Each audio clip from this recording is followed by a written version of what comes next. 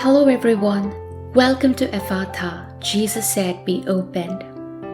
The narrative of Jesus healing the man born blind is mentioned only in the Gospel of John, and this passage consists of many intriguing details.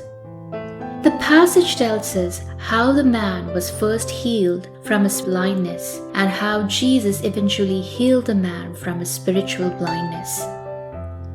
When Jesus and the disciples see the blind man, the disciples ask Jesus who is to be blamed for the man's blindness. And Jesus responds, "No one is to be blamed, and the man was born blind so that the works of God might be revealed in him."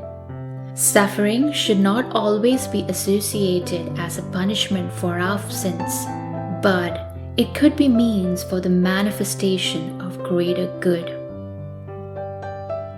Jesus then proclaims that he is the light of the world, and then he spits on the ground and makes clay from his saliva and smears the clay on the blind man's eyes and tells him to wash his eyes in the pool of Siloam.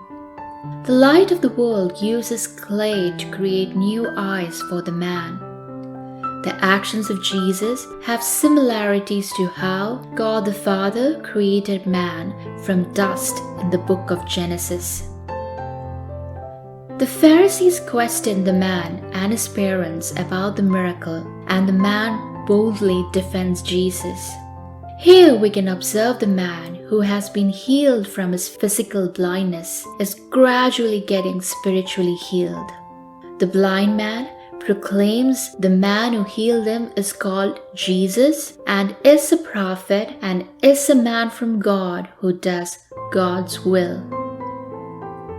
The Pharisees ejected the man from the temple because of his testimony. The blind man was not afraid to defend Jesus before the Jews, though he knew the consequences. And then Jesus comes in search for him.